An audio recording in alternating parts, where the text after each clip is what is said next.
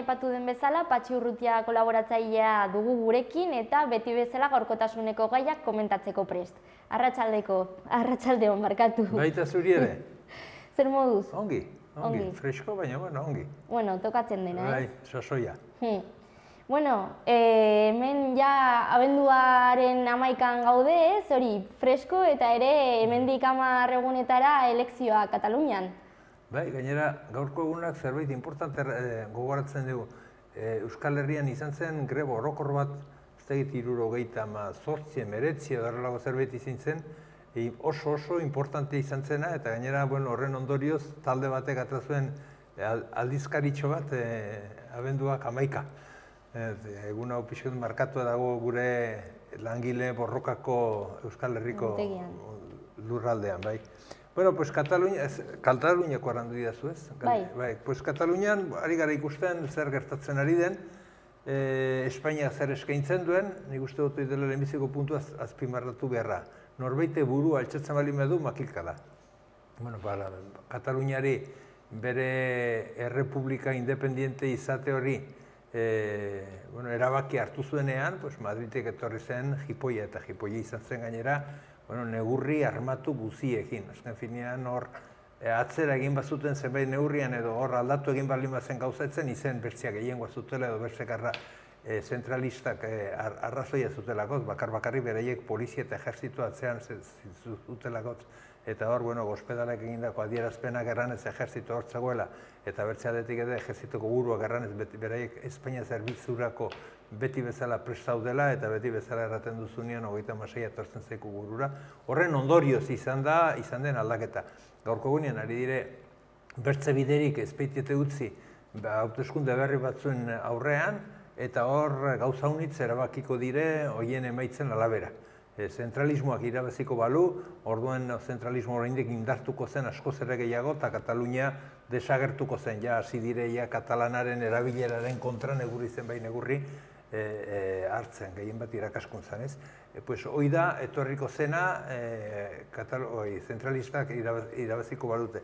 Eta errepublikarrak eta independentistek irabaziko balute, barituzte hauteskundeak gauza erabat desberdin izango zen, zergatik azken finean espiritu errepublikarroi eta gehiengo nahioi pixkanaka gaindituz orain joango zen, eta beraren bidea eginez, eta gainditu izango zen zentralismoa. Honek ez du, erranai, ze neurriak hartuko ziren, ze bideak erabiliko zituzten aztertu beharko dute, baina berriz ere independentistak aurrera ateratzen balin badire eta gehiengo baten ordezkapena lortzen balin badute oraiko hauteskundeetan, berriz ere bideoi edeki izango da, eta bideoi beharko dute oraingoan berriro aztertu, neurriak hartu bideoi egiteko behar dituzten neurriak hartu, bere helburura eramateko.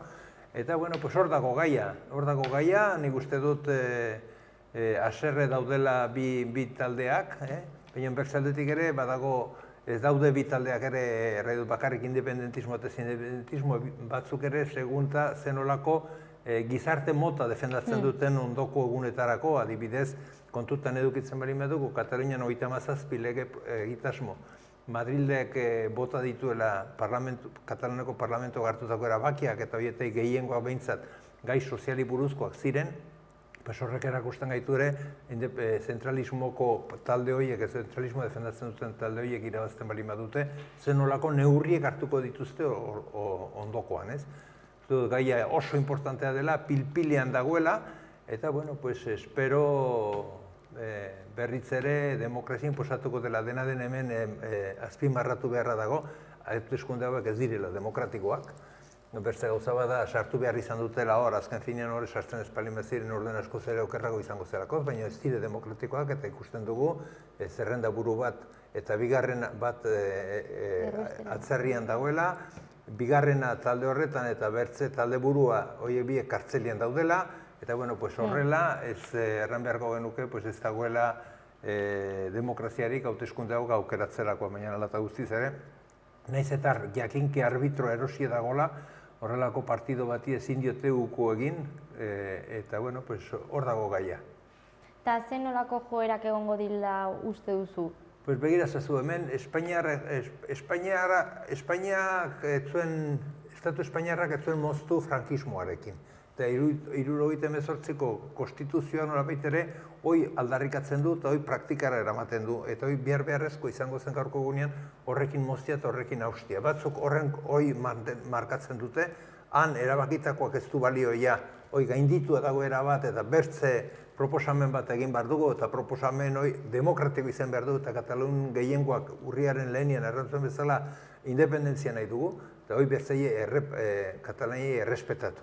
Hoide, gai importantena, eta bertze berriz zeraten dute, baina frankismotik datorren 1978ko konstituzioa mantendu behar dugu, eta une behar du izan gure arau nagusia, eta guk geuk interpretatuko dugu gure arau nagusia hau nola izan behar den. Ezken finean, beraiek ere ez dute errespetatzen konstituzioa.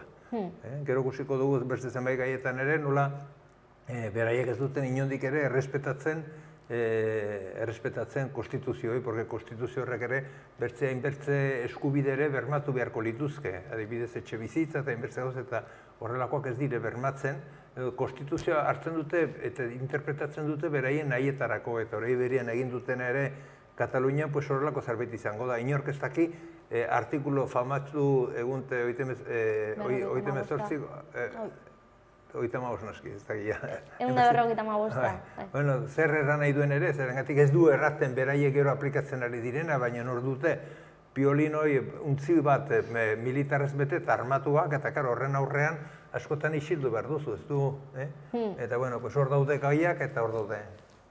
Hala dago gauza Katalunian, nik uste du, nahiko nazia, demokrazia falta, eta baina nara eta guztiz ere, demokratek ari dire borrokan jendearen gehiengoaren errespetatzeko, kanpotik etorritako indarrak muturra hor sartu gabe, eta hori oso importantea dela uste dut, egoera nahiko limite batean daude. Zerengatik eta ikusten dugu beraien jarrera politikoa inbertze daudela kartzelean, bertze inbertze gaudela prozesatuak, bertze inbertzen nahi dituztela oraindik prozesatu, eta egoera nahiko kaskarra. Horrengatik, uste dut, garaipena beharrezkoa dela independentistentzat aurrera segitzeko indarrez eta gehien bat ere arrazoiez beteta. Espetxean dauden ere beste 3 gazte hemen Nafarroakoak Altsasuko gaian, epaiketaren data jarrita dago, apirilean izango da, eta ez dute onartu hori epaiketa izan arte askapena lortzea. Hemen, Estatu Espainiarran agintzen dute, beti agindu dutenak, eta beren aitetxirek ere ordaindu zituztenen bilobak ere daude Podorian eta gobernuan, ez? Eta, beraien jarrera da, guk agintzen dugu, guk beti agintzeko eskubidea dugu, eta guk nahi duguna hemen beti egin behar da. Eta, horrela badute sistema judizial bat, non edo zeinik galdeiten badiozu, erengo datzu hemen justiziarik ez dagoela, edo ez da esmakeri bat, edo nori galden da, esperientziaren bat izan badute hor, denek konturatzen dire, hemen interes batzun alabera jokatzen direla, baina honez legeak agintzen duenaren alabera dagoela jokoa, ez? Eta, Altsasukoan argi eta garbi agertzen da, lehenuen erran genuen, 60 urte kartzela zigorra eskatzen dute zenbait gazteen dako uste delako, Guardia Zibil bati ostiko bat eman ziola, beraiek zenbat milaka ostiko barratu dituzte Estatu Espainiarraren inguruan Guardia Zibilak eta zenbat eraildako dituzten ere, horrek ez du garrantzirik ere tontakari baten gatik, ez? Eta, hor dituzte gainera urte bat pasaia kartzelian preventiboki, eta ikaragarria da, hor dugu adibidez ikusteko zehaztakaria den, hor dugu adibidez Urdangarin epaitua, zigortua, eta Suizan bizidena eta gainera Estatu Espainiarrak babesa protekzio eskaintzen diona, eta hor ikusteko zer den, ez? Astakeri urtze, baina hemen hartu dituzte lege batzuk, lege berezi bat egin zuten inor hemen ez mugitzeko, lege hori aplikatzen diete, bertzatetik epaileek badakigu beti zertan dauden, Guardia Zibilen txostenak badute balioa denen gainetik, eta holako gizarte batean bizi gara. Hemen orai gehien bat Estatu Espainiarrean eta zoritxarre dugu oraindik ere administratiboki behintzat parte egiten baitugu Estatu Espainiarroi, hortaz, gertatzen ari dena da, gero eta gehiago neurri fascistak eta antidemokratikoak gidatzen dutela gure bizimodua, ez? Eta edozein gauza egiten duzulare, hoi, iztuen, akatsa, kaltea edo delitua da. Eta beraiek egindako edozein gauza, horrek ez du inolako baliorik, horrek ez da tontakari bat adibidez. urriaren lehenien Katalunian ikusi zen eta banatu ziren makilkadak ikusi ditugu denek.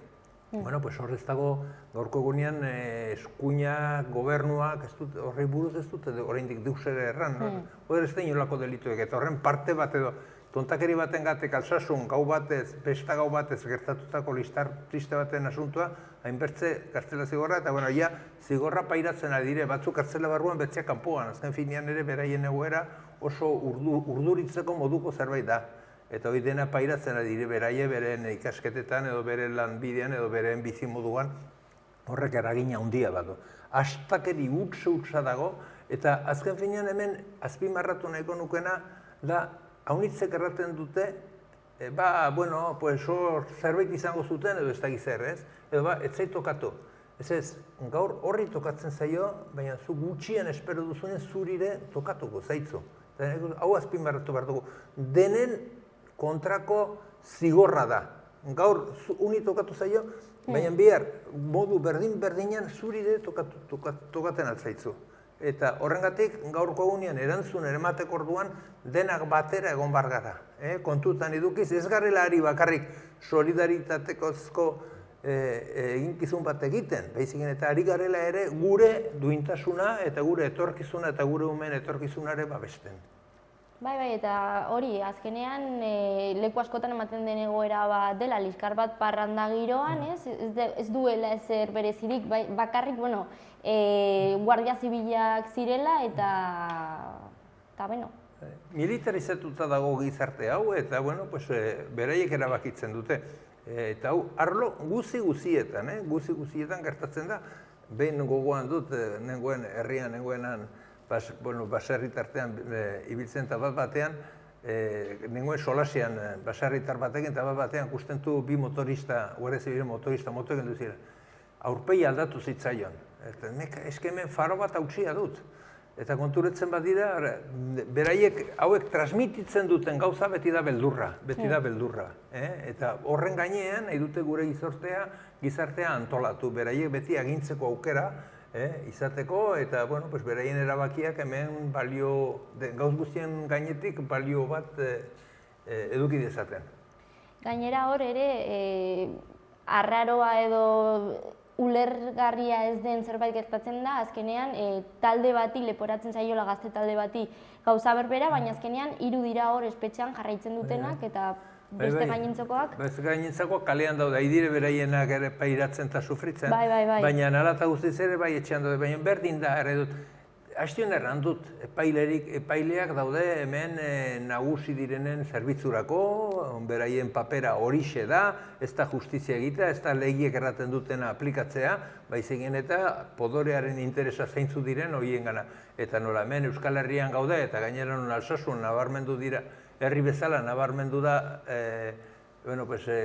alde hemendik delako aldarrikapen horrekin, hemen eskarmentu bat eman behar dugu, eta hemen zigortiko ditugu, eta ikesiko dute horrela nola behar duten egin, zer behar duten egin. Ikaragarria da, eta hemendik ere nik berriz aldarrikatu nahi dut, Altsasukoak etxera, Altsasukoak epaiketarik, ez da epaiketarik ere, hor ez dagoelako zinolako deliturik, hor gaina astakeri hutsa da propagandaz gainezkoa eta poderea babestua, baina hor ez dago inolako deliturik. Hoi da, gertatzen den liskar bat, izetekotan isun bat edolako zerbait izan beharko zen, baina beste gauzarik ez, eta kitxo, eta Altsasukoak etxera, gainera urte pasa hor kartzelian mantentzea, baina hau zer da, hau ze astakeri da. Norat iges egin behar dute, badakite beraiek, iges egiteko amek aukera izan zituzten bere momentuan, baina bakarrik bilatzen dena, eta gertatzen ari dena ere presuekin, presu orokorrekin ere, azken finean hemen guk erabakitzen dugu eta guk egiten dugu nahi duguna, eta bakarrik ez da kartzelak ez du betetzen, lehen erraten zen edo konstituzioak erraten duen helburu bat da, kartzeli izin dela reinsertzioa egiteko. Eta ez dute reinsertzio hori bilatzen bakarrik mendekoa eta mendekoa. Ez dute bertze helbiderik, bertze helbururik ez dute, bakarrik mendekoa. Eta hemen Altsasukoan da mendekoa, eta bertzetan da mendekoa. Eta dispersioa da mendekoa, eta dena da mendekoa guk agintzeko eta nonta bertzeak gero eta gehiago estutzen ditugun, gure podoria gero eta gehiago nabarmenduko da. Beno, larun bat honetan, horrekin zer ikusia duen Parisen martxa egin zen euskal presoak Frantziako espetxeetan beraien egoera normalizatzeko eta 11.000 pertsona gerturatu ziren. Nola ikusten duzu gaia? Bueno, oso interesgarria, lehenbiziko gauza horrelako persona pila bilatzea Parisen garrantzia ikaragarria du. 11.000 persona Paris Euskal Herritik oso urrun dago, pena izan zen, zerengatik edabidetan eta, bueno, pues Joni Alideiren agurra aztartean zegoela eta ez zen horrelako erreperkusiorik izan, baina bueno, oso importantea. Bertxaldetik, iparraldeko politikariak eta gizarteko jendeek irakaspen ikaragarria eman digute.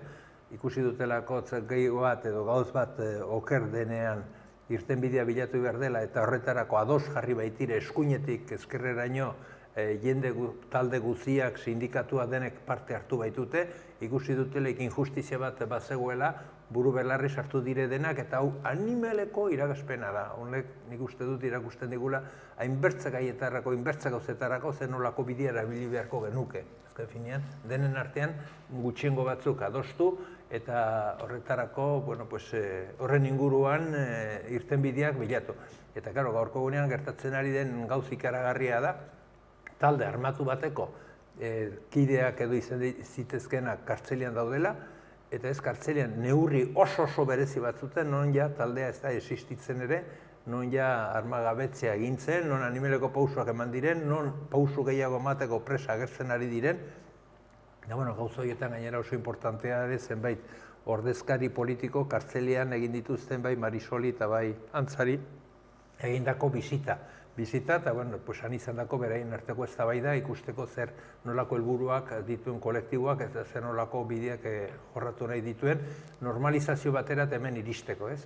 Uste dut oso egun importantea, historiko errango nuke gure herrirako, eta, bueno, azken finean hemen planteatzen ari direna da, hurbileko kartzeletara ekartzea, preso gaixoak etxera igortzea, eta gero bertzea zer den, eta neurriak, legediak eskintzen ditu neurriak hauei aplikatzea.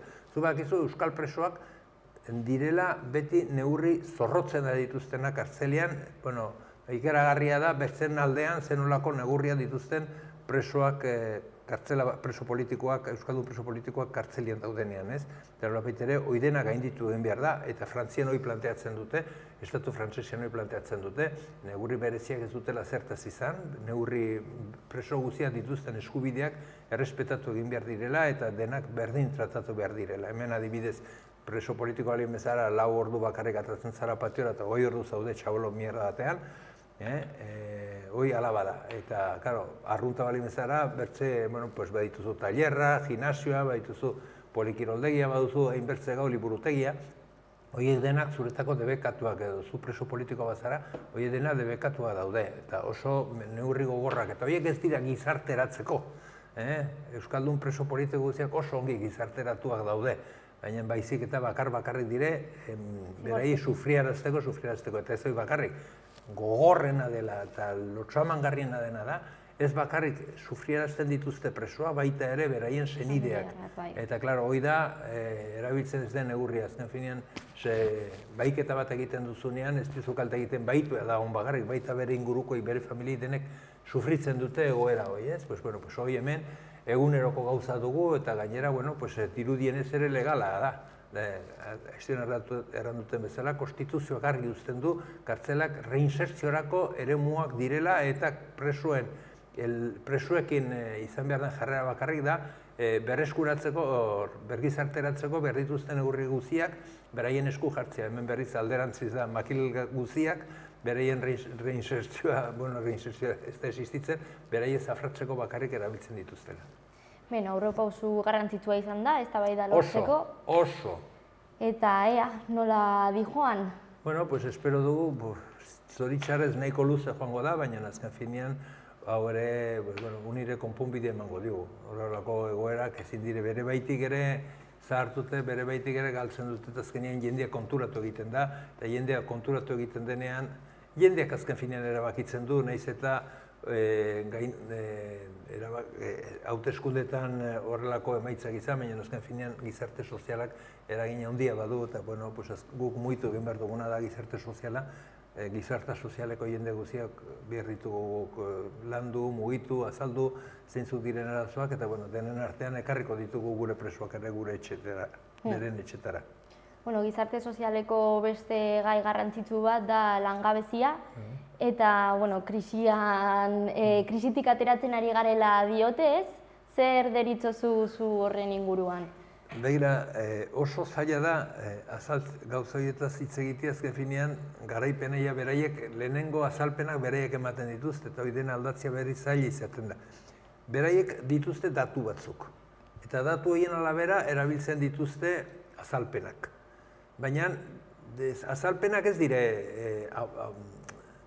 zentzurik gabekoak, beraiek badute beren ondorioa edo, badute beren zia edo, beren zergatia edo, eta guri erraten digute, langabezia jaitsi egin dela, eta zoriontzeko da beti ere edo, nonta langabetu gutia gaurko egunean ez lana polita delako, edo lana betetzen gaitu delako, lana ogibide bezala beharrezko tresna delako, eta hor, hori interesgarria eta ona da, ez? Berkarrik gertatzen dena da, zenbakiak falsutzen egiten dituztela, edo zenbakien kalifikazioak falsutu egiten dituztela. Eta hemen ze gertatzen da? Gertatzen dute, orai 2008an geunden langabeziko tasa dugu. Zortzia, ez da izer, 5.000 persona edo. Baina, karo, argitzen ez dena da, zen olako kontratu motak daude gaurko gunean. Eta baita ere, data hauetara nola iritsi den. Eta dirudienez, data hauetan ez da kontuten hartzen, hainbertze jende gazte kanpora gandela, eta hainbertze jende ere, ikusiz hainbertze urten ondoan, ezin duela lani bilatu ja, ez duten aia beren izena gaurkotzen, beraien fitxan langabezia txartela, bai. Eta karo, horrek ematen du, emango zituen bertze emaitza batzuk, baina gehien bat hemen kezkagarria dena da, zen olako lan kontratuak egiten ari diren. Eta karo, ez da berdin, 8 orduko kontratu normal bat, eta gainera, behin betiko kontratu bat, edo, orai 2 orduko hilabete honetarako hartutako kontratu bat, ez gauzak erabat desberdina dire. Beraien azalpenak interesatzen bat zaie, nahasi egiten dute dena. Baina, gai honen inguruan gainera, gehiengoak ere, ez ditugu, nahasie gaude, eta nik uste dut bat argi utzi behar dela. Guk orain dela 60 urte, erraten bagenion bastandar bate, bastanen behiak, edo ikulu gehienak desagertuko zirela, erotuta geundela, errango zigun, eta, goze zilko ginela. Eta gaurko unien ikusten ari gara, lehen baino askoz ere elikagai gehiago badaudela merkatuan. Naiz eta horretara bideratzen duten, lana bideratzen duten jendeek, horrelako lanetara gero eta gutiago izan. Estatu Espainiarrean, 50-an, bazegoen eguneko 60-70 nekazalgoan ari zena, gaurko gunean eguneko 2 da, edo 3. Ze pasten da? Jende berarekin askoz ere gauz gehiago produzitzen dituzula. Eta gero, produkzioa mugatua da. Gero saldu egin behar da, konsumitu, eta gaur gertatzen ari dena da, gehiege ditugula konsumoen beharrek markatzen dutena baino. Eta gero, zein da etorkizunean egin beharko dugun aldarrikapena edo egin beharko dugun antolaketa? Dagoen lana, langile izan daitezkenen artean banatzea. Lan banaketan, ez parime gara hasten, ez du etorkizunik, eta beti izango da, zertaz teknikak gero eta gehiago horreratzen ari dira, eta produkzio ahalmena askoz ere handiagoa da. Eta orduan, gaurko egunean, zertarako dire berritasunak, makina produkzioa azkartzen duten makinak, eta personak, gizakiok, deskansu gehiago izateko edo bertze gauzetan aritzeko izaten aldugun denbora hori, aprobetxatzeko. Eta nik uste dut, hau argi erran behar dugula hemen, langabezia eta politikari kontrako egiten dute. Langabezia jeisteko, arazo ez da produkzio gehiago egitea edo, ez da nongo merkatuan sartzea edo, hori izan daiteke gaurko soluzio bidea, baina ez biharkoa. Hemen markatu behar duguna, da behar ditugula, eta hau argi, eta hemen digurte batzutara hau izango da, denetan erabiliko den leloa, da lana banatu, nahi bali badugu, lana denek izatea. Beste ez da posible lanian nahitzea ez dugulako zer produzitu. Denetan produzio gehiagi dagoelako. Eta bertzadetik ere, natura gira horrelako egoera bat... baliabide murriztuak. Eta norat irisi daiteke. Baina behir ez duzu kontutan edukitzen bali dugu, orai dela egun eta gehiago urte, maiatzein lehenian gogoratzen dugun gaia edo izan zela, hainbeste langile hil zituztela 40 urteko astea aldarrikatzen ari zirela eta gaurko egunean 40 ordu baino gehiago lan egiten da inbertzelekutan Nafarroan. Nafarroan, eta pensazu zenolako gozak egun eta gehi urte, inorretzen abionian kasik ibilie, gaurko egunean kasik inorrez da abionian ibili ez denik. Eta inbertsakoz badaude horrela, ez? Gauzak aldatzen ari dire, zenbait eremutan eta beste eremutan berriz atzera ari dire egiten. Bai, azkenean agian langabezia jaisten ari dela, baina baldintzak beste gauza bat da. Bai, karo, baina zer da langabezia? Edo lanean ari direnak zeintzuk dira. 8 orduz, 6 orduz ari direnak eta jornal on bat badutena bizitzeko modukoak, berei bizi duin bat albideratzen dienak edo gaur 2 ordu eta hemendik 2 egunetara bertze ordu bat eta gero horrela lanien ari direnak. Eta horiek ere badire, azken finean, lehenkoan eri ikusten, ez daite, kontratu ez daizin hilabetetan egindako kontratuen eguneko 60ak behin-behinekoak dira. Eta, karo, behin-behinekoak erran nahi du 2 ordu, erran nahi du 2 egun, erran nahi du 2 aste. Azkenean gastu gehiago da, lanera joatez? Ematen dizuten jorrala bainoan. Bai. Beno, gero ere lanarekin zerikusia duen eta pilpilean dagoen beste gai bat da hezkuntza oposaketak, ez? Hor ditugu, ze gertatzen da horrekin? Ze salsa. Hemen Nafarroan badago gizartean sartua dago Euskararen kontra barin bazaude ja importante zarela edo ez zer zarela eta badago ja bizerala dena Euskararen kontrako gorroto ikaragarri bat, ez? Eta hoi eskuina beti hoi erabili izan dut, azken bola daunten begiratzen bari duzu, azkeneko 6 hilabetetan UPNek eta PPek eztabaidarako jarri dituzten temak, eguneko 50% beti da euskara, euskararen inguruko zerbait, ez? Gorroto dute euskara. Azken finean, gure altxor kulturalik haundiena, hoi gorrotatzen dute. Bertze kultur direla eta inbertze diru sartu daitezke, baina gure altxorri preziatuenaren inguruan ez bakarrik ez dirua sartu, baizik eta gorrototu eta aldik eta gehien zafratu. Eta hoi da, gaurko gunean gizerten duguna. Zer da? Oraiko gunean ere, normaltasun osoz hartu beharko zela, eremu guzietan egiten dena, Nafar gobernuko eremu guzietan egiten dena. Bertze komunitate autonomoan egiten dena, hoi dena normalian hartuz gero, hemen ikusten dute euskara zafratzeko eta euskararen inguruan salsa pizteko, hori eskatzen dute bizerrenda desberdin oposaketa batzuk egiteko. Non beresten dituzte batzuk, beren hizkuntzen alaberako lan postuak izatera eta debekatu egiten dizute zuri adibidez erdarazko postu bat aukeratzera, naiz eta horretarako zuk almena izan eta oposaketa batzuk gain ditu, hori eskaintzen datzutenak, ez? Baina berdin da euskararen kontra, eta hemen, harrigarria dena da, komisiones izquierda edo zeno deitzen den. Izquierdak dagoen jarrera, ez? PSOE-eri nahi dio PSOE egindako proposamen bat, ematen nahi dio babesa, eta horrekin ja, bi zerrendak atratzeko bideak irekiko ziren.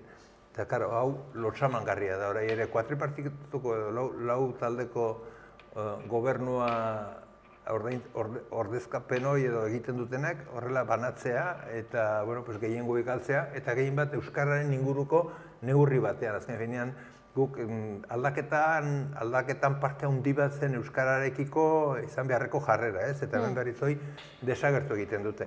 Hemen badago arazatxo bat, eta ni gau erramardu naiz eta ez naizen inor bertze taldeak egiten dutena epaitzeko, baina gauzatxo bat bai eman nahi dut.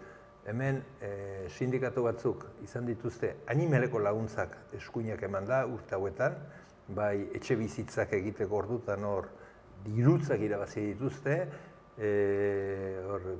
ejerzizioak edo egiten dituztenak lan, klaseak eta izan dituzten, formazioaren inguruan animeleko dirutza eta subentzioen bitartez animeleko dirutza.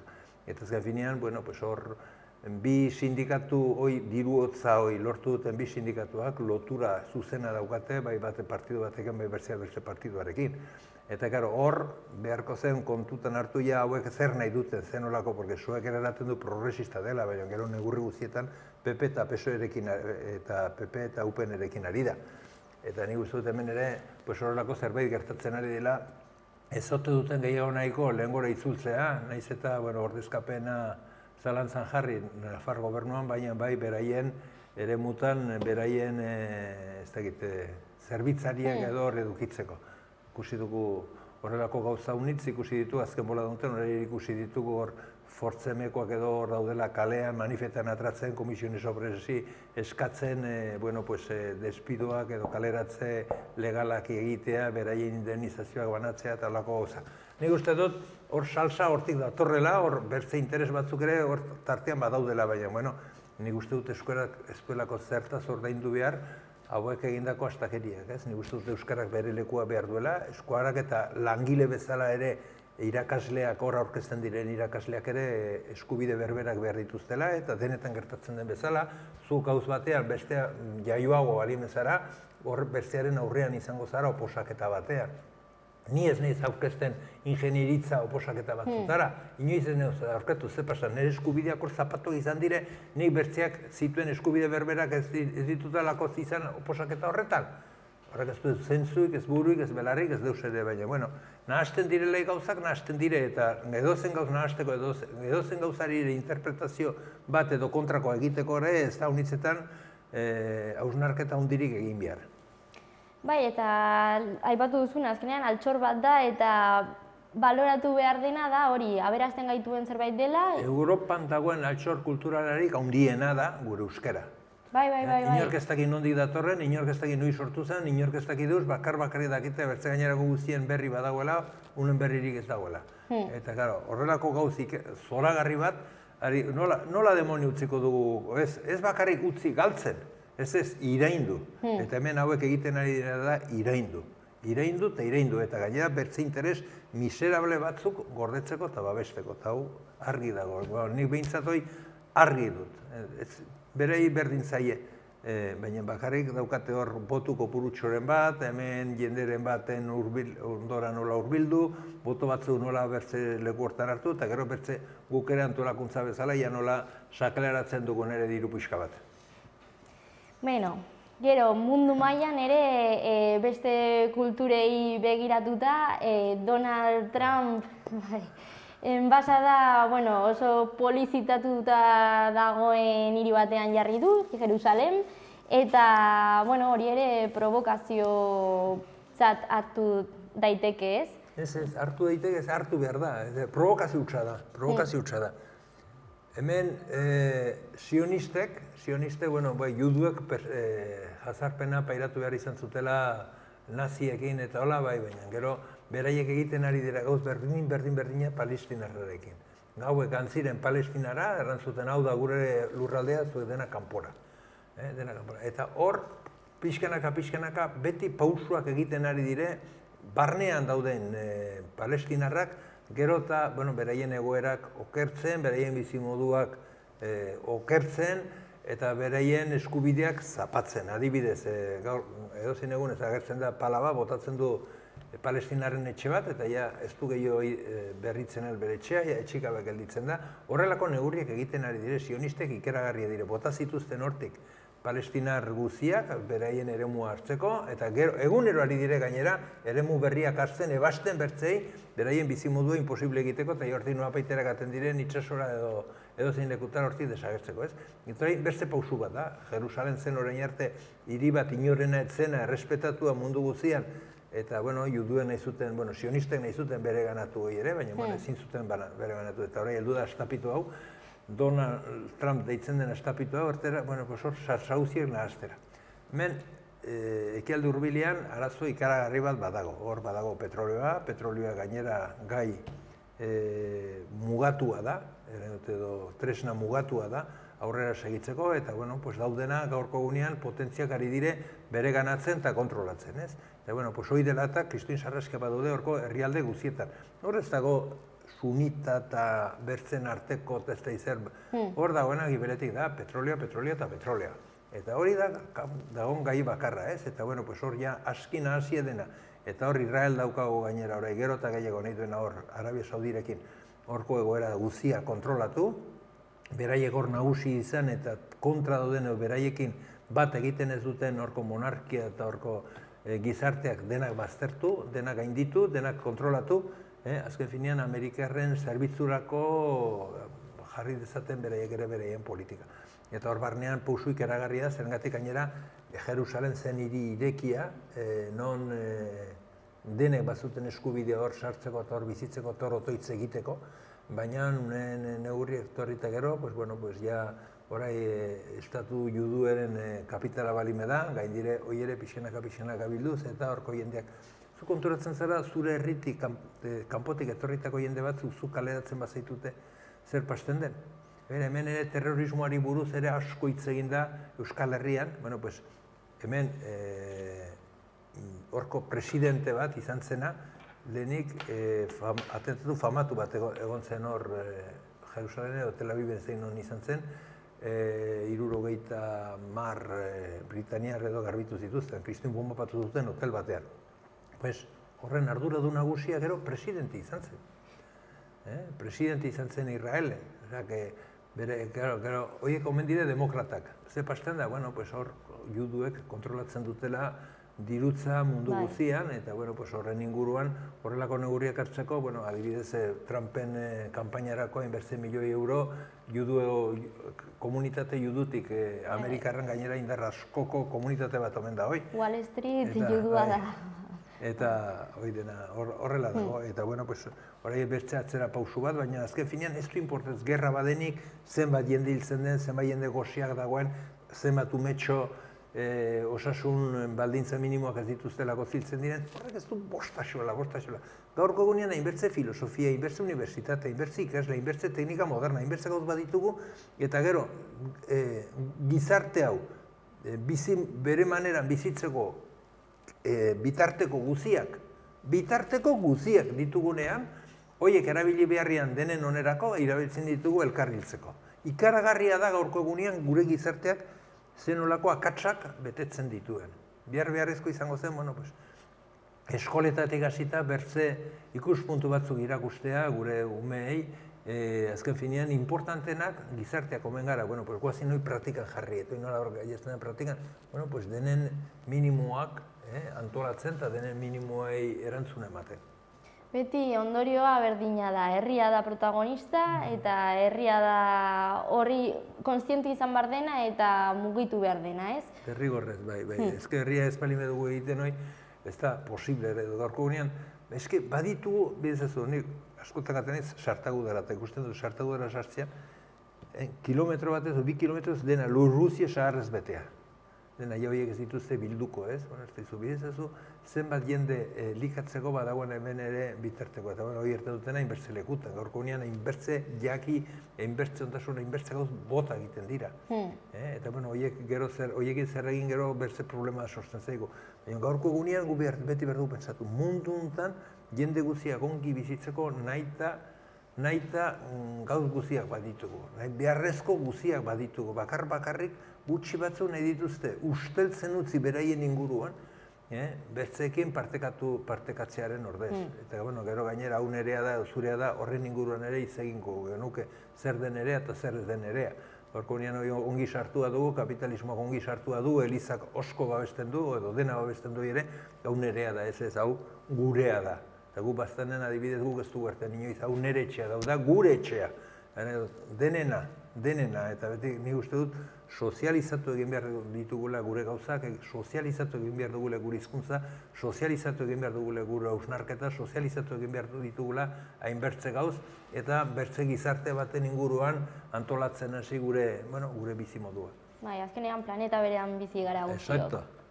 Eskerrik asko, Patxi. Placer bat izan da beti bezala, eta hurrengora arte, bai. Mil esker.